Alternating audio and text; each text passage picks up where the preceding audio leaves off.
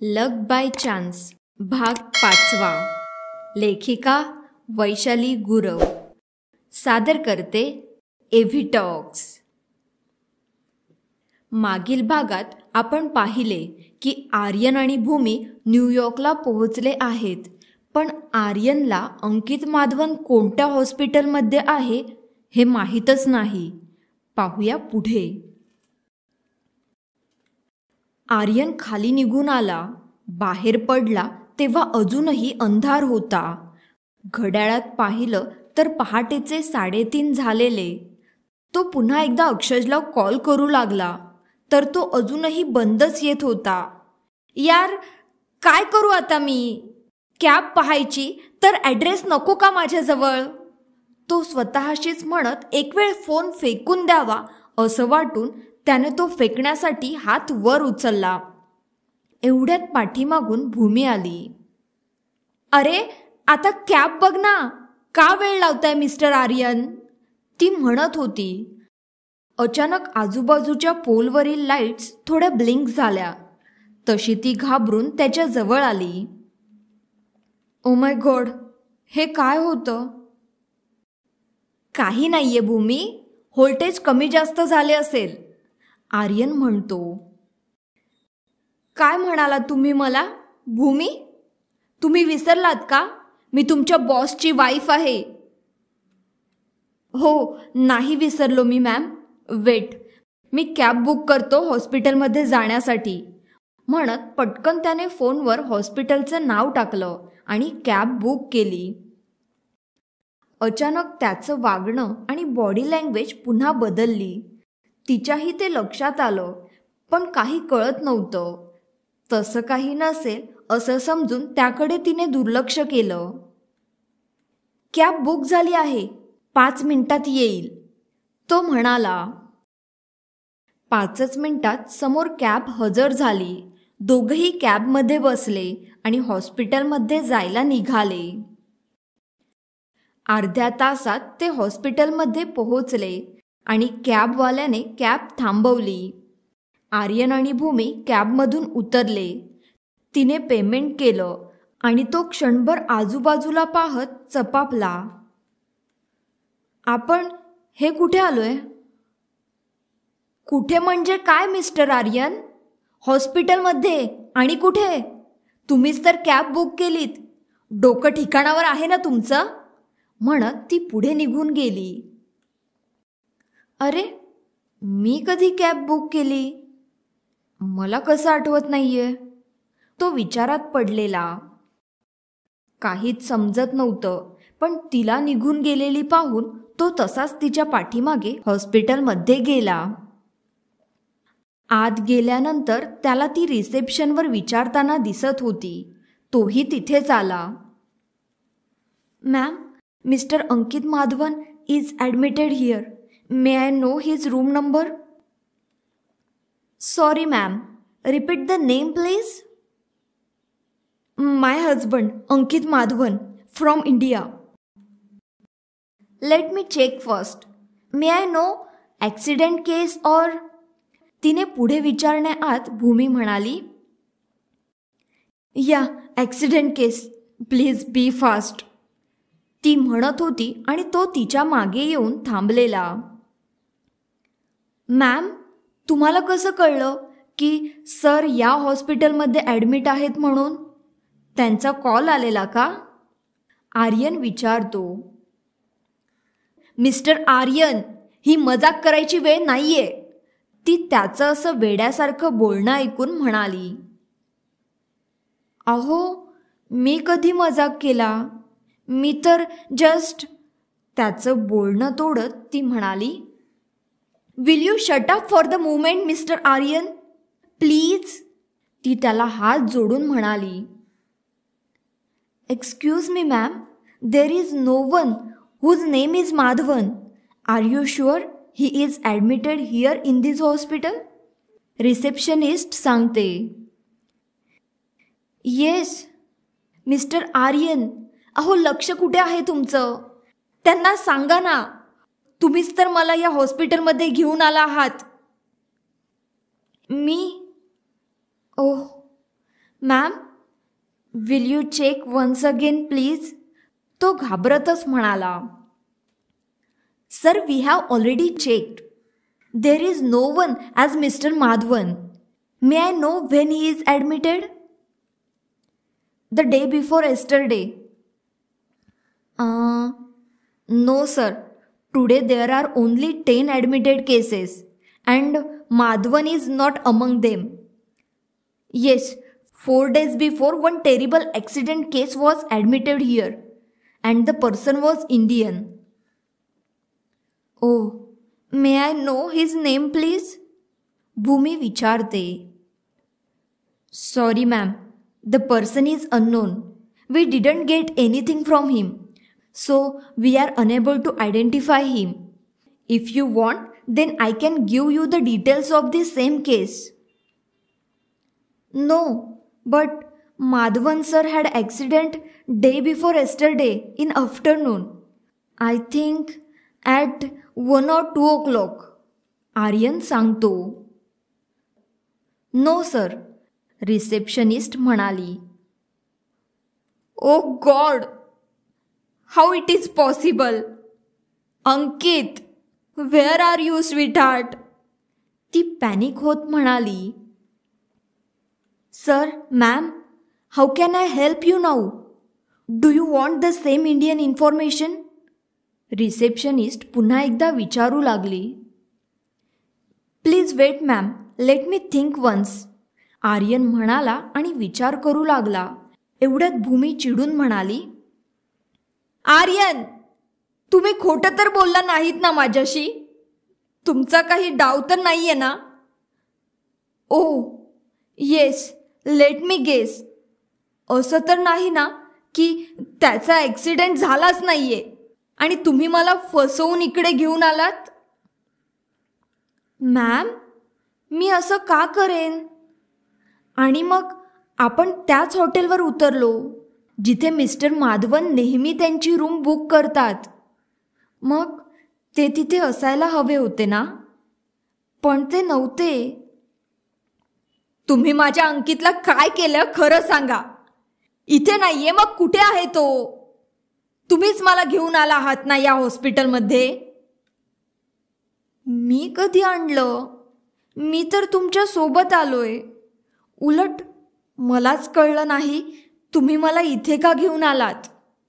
मला वाटलं तुम्हाला कन्फर्म माहिती मिळाली असावी की ते इथे ॲडमिट आहेत. ओ गॉड, किती खोटं बोलावं mister Aryan. Ma'am, please tell me if you want any help, and if not then you can go now. This is hospital. You cannot make noise like this, otherwise I have to call police. Yes, call the police. This person is fraud. I am sure now. भूमी म्हणाली. भूमी ma'am, आधी माझं ऐका. मला खरंच माहीत नाही मी का घेऊन येईन तुम्हाला इथे. म्हणजे ॲक्सिडेंट झाला हे मला अक्षज, अंकित सरांचा फ्रेंड, त्याच्याकडून कळलं. पण त्यांनी मला ॲड्रेसच नाही सांगितला. मग मी तुम्हाला इथे का आणि कसा आणेन? आता पुन्हा अक्षज. बाय द वे, मला कळेल का हा अक्षज कोण आहे? आय ऑलरेडी टोल्ड यू ना, ना अंकित ना मी त्याला ओळखतेय. त्याचा काही फोटो आहे का तुमच्याकडे? नाही माझ्याकडे. त्यांचा फोटो माझ्याकडे कसा असेल? मिस्टर आर्यन, मी तुला सोडणार नाहीये. जर अंकितला काही झालं असेल ना तर तू गेलास. ती चिडून म्हणत होती आणि आर्यनलाही टेन्शन आलेलं. मॅम, आपण निघूया का इथून? एक काम करू, सरांचा फोटो असेलच ना तुमच्याकडे? मग आपण पोलिसांची मदत घेऊ ना. पोलिसांची मदत तर मी घेणारच आहे, पण तुला आत टाकायला बघच. ती पुन्हा रिसेप्शनकडे वळली. तो मात्र टेन्शनमध्ये विचार करत तिथेच काही अंतरावर बसायला असणाऱ्या बाकडावर बसला. Ma'am, see this is my husband Ankit Madhavan. Will you check if this person has admitted here? Please check this photo once again. तिने तिच्या फोनवर त्याचा फोटो काढून दाखवला. Oh yes, this is the same unknown person I told you about. Wait म्हणत तिने तिचा phone परत दिला आणि त्याची माहिती चेक करू लागली आणि आर्यनही तिथे आला. Oh sorry ma'am, but 4 days before this person got injured with terrible accident. He was in coma. He was not responding well from beginning. What? Before 4 days? आणि आर्यन, तुम्ही काय सांगितलं मला परवा झालाय त्याचा ॲक्सिडेंट का? तुम्हाला मी तेच सांगितलं होतं मॅम, जे मला कळलं होतं आणि लगेचच त्या क्षणी येऊन सांगितलं. Please let me know his room number ma'am. But ma'am, sorry to say, he is no more. He passed away day before yesterday.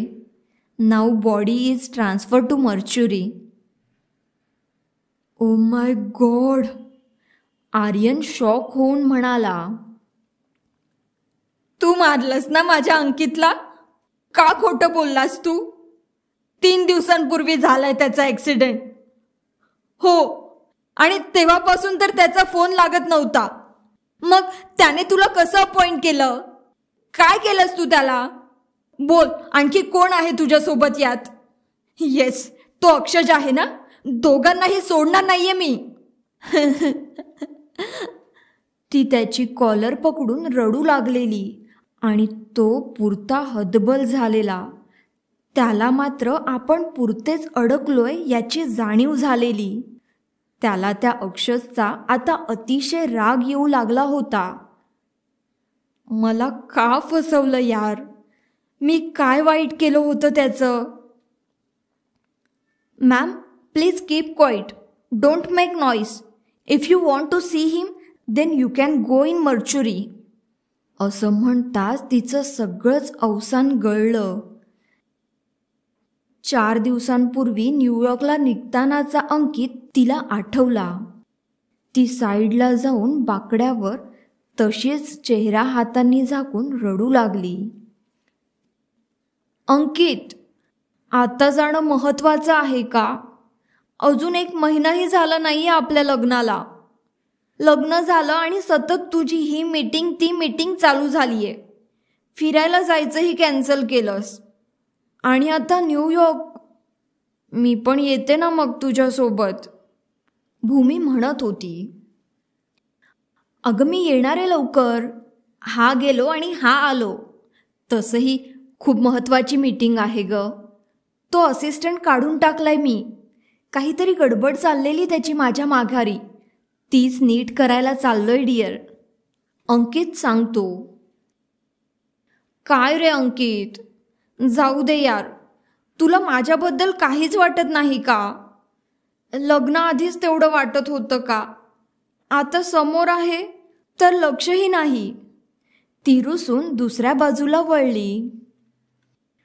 अगं वाटतं तर, म्हणून तर लग्न केलंय ना. आणि अजून खूप आयुष्य आहे. आणि मी एक बिझनेसमॅन आहे हे विसरतेस का? मला तोही पाहायला हवा की नाही? तो तिला जवळ घेत म्हणाला. हो, ते पाहतो आहेस तू. उलट तोच जास्त पाहतो आहेस. मी कुठे आहे त्यात? ती पुन्हा रुसत त्याच्याकडे वळून म्हणाली. असं काही नाहीये. ए भूमी, हे बघ, आपलं ठरलंय की नाही? एवढ्या महिन्यातल्या काही डील्स झाल्या ना, प्रॉमिस आपण पुढच्या महिन्यात नक्की फिरायला जाऊ. आणि तू म्हणशील तिथे. प्रॉमिस म्हणालो ना मी आता. बघ हा, मग ऐकणार नाही मी तेव्हा. फोनलाही हात लावू देणार नाहीये. ओके, डन बाबा, म्हणत त्याने तिला मिठीत घेतले. ती शेवटची मिठी आठवून तिला आणखीनच रडू येऊ लागलं. किती प्रॉमिस केली होती मला. माझ्यासोबत अख्खं आयुष्य काढशील, मला फिरायला घेऊन जाशील, किती आणि कितीतरी. सगळं विसरलास. असं कसं सोडून जाऊ शकतोस तू मला अंकित, असं अचानक? तिला रडताना पाहून आर्यनलाच कुठेतरी गिल्ट वाटत होतं. का ऐकलं मी त्या अक्षसचं? हे काय झालं? असा कसा अचानक ॲक्सिडेंट झाला असेल? तो नसेल ना सामील यात? ओ गॉड, काय करू मी आता? ती बिचारी रडतीये, पण मी काय करू शकतो? भूमी मॅम, प्लीज सावरा स्वतःला. तो तिच्या शेजारी काही अंतरावर जाऊन बसला. तुझ्यामुळे झालंय हे सगळं. का केलंस तू हे? अजून 1 महिनाही नव्हता झाला आमच्या लग्नाला. किती स्वप्न पाहिली होती आम्ही एकत्र. सगळंच संपलं. काय भेटलं तुला हे असं वागून?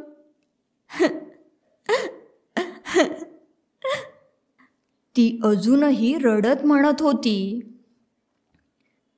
मी खरंच काही केलं नाहीये Bhoomi ma'am, please trust me. Aryan काकुळतीला येऊन म्हणत होता. मग कोणी केलंय? तो अक्षज. त्यानेच मला हा जॉब मिळवून दिला. तोच मला ऑफिसच्या खाली भेटला होता. मला त्या दिवशी एका ठिकाणी इंटरव्ह्यू होता. गेला वर्ष झालं मी जॉब शोधतोय मॅम. मी तिथे थोडा थांबलेलो तर तो अक्षज कुठून तरी आला आणि मला म्हणाला की मी देतो तुला जॉब. आणि तू तो स्वीकारलास. 1 मिनिट, असं कोणीही तुला काहीही येऊन सांगेल आणि तू विश्वास ठेवणार का? नाही पटत आहे हा. कोण आहे हा अक्षज? ती त्याला विचारत होती. तोपर्यंत पुन्हा रिसेप्शनिस्ट आली. Ma'am, are you okay? Do you want to see mister Madhavan? See, he will guide you to mortuary.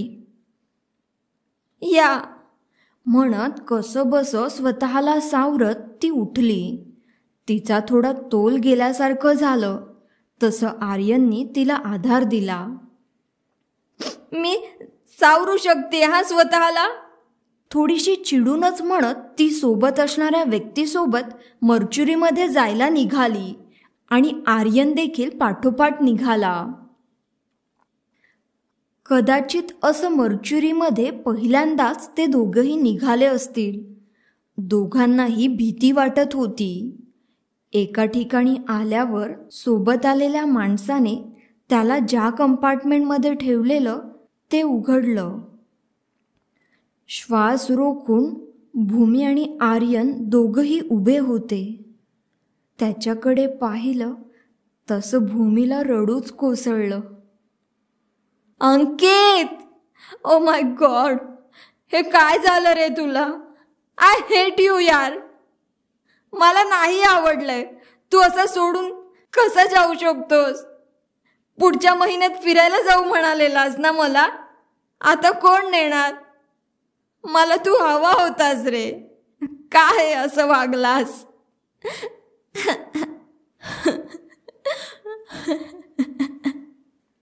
भूमी रडत होती आणि रडत रडतच तिची बडबड चालू होती. इकडे आर्यन मात्र त्याला पाहून खूपच शॉक झालेला. ओ माय गॉड, हा असं कसं शक्य आहे?